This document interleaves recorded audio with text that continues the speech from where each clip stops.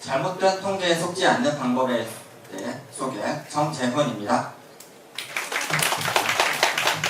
우선 목차는 다음과 같이 진행되겠습니다. 자, 책을 소개하기 전에 우선 통계에 대해 말해보자. 통계는 어떤 현상을 한눈에 알아보기 쉽게 하기 위해 숫자로 나타내는 것인데, 이것은 자료와 현상의 흐름을 쉽게 알아보게 하고 구체적인 수치로 신뢰성을 부여하죠. 대표적인 예로는 이런 그래프가 있겠네. 이 두 문장을 보면 좀 더 느낌이 올 수도 있겠는데, 먼저 저기 왼쪽 문장을 보면 단순히 가온고의 학생 수가 늘어났다는 정보가 있네요. 이거를 보면 그렇게 정보가 많지도 않고 신뢰성을 주기도 어려워요. 하지만 이렇게 간단히 수치만 집어넣더라도 정보가 좀 더 정확해지고 신뢰성을 부여하기도 하죠. 그런데 이 통계가 잘못되었다면 어떻게 될까요? 저는 이제부터 이 통계가 잘못된 것을 불량 통계로 말하고 이제 설명하겠습니다. 신문이나 방송, 광고에서는 이런 불량 통계가 존재하는데요. 이게 왜 존재하냐면 자료를 왜곡해 자료를 본 사람이 만든 사람의 의도대로 생각하게 만드는 거예요. 그래서 통계의 거짓말과 통계 함정이라는 책에서는 이 불량 통계의 종류를 소개하고 문제점, 해결책을 제시합니다. 자, 먼저 통계의 거짓말 책인데, 이거는 선거, 보험처럼 실생활에서 볼 수 있는 것에서 실제 사례를 기준으로 불량 통계를 설명하는데요. 그래프나 통계 자료를 볼 때 생각해야 될 외부 요인, 그러니까 예를 들어서 물가 상승률, 이런 사회적인 면에 좀 더 집중한 책이라면, 이 통계 함정 역시 그 불량 통계 사례를 중심으로 설명하긴 하지만 조건부 확률이나 검정 등 수학적인 면에 좀 더 집중했어요. 자, 이제 무엇이 있나 살펴보자. 자, 불량 통계에서 일단 첫 번째로 그래프의 자료 왜곡을 뽑아놨는데요. 이것은 우리나라 65세 이상 인구 비율입니다.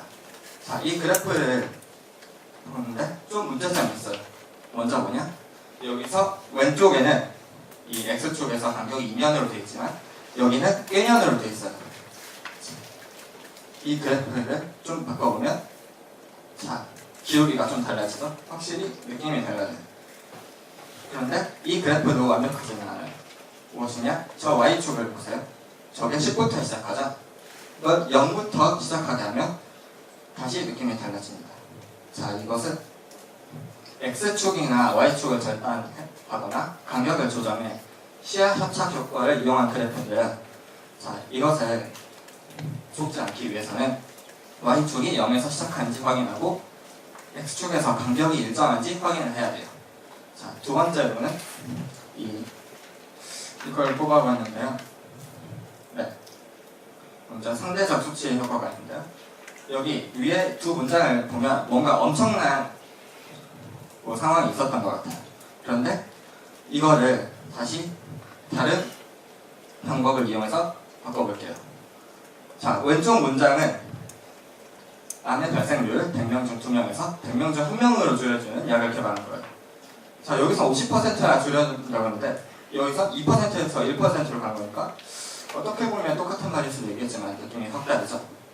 이것도 똑같이 1%에서 1.7%로 간 걸 70%로 증가했다고 한 거예요. 근데 절대적 수치 역시 완벽하지는 않습니다.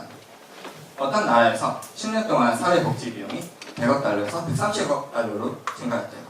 이것도 엄청 늘어난 것 같지만, 만약 이 나라에서 10년 동안 인구가 2배로 증가했다면 이거는 오히려 는 게 아니라 좀 상대적으로 줄었다고 볼 수도 있겠죠.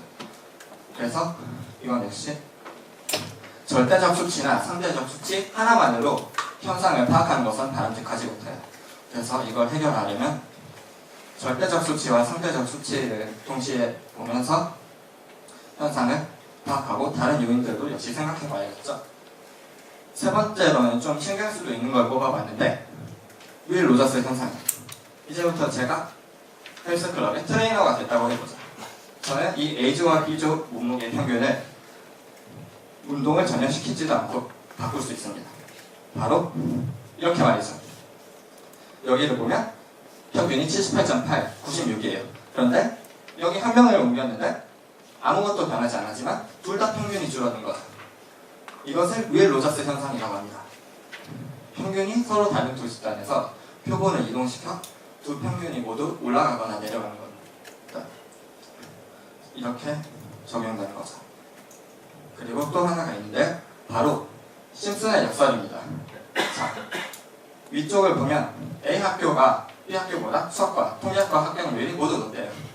그런데 여기서는 B 학교가 A 학교보다 수학 계열 전체 합격률이 높대요. 둘 중 한 학교는 거짓말하고 있는 것처럼 보이잖아요. 하지만 이걸 보시죠.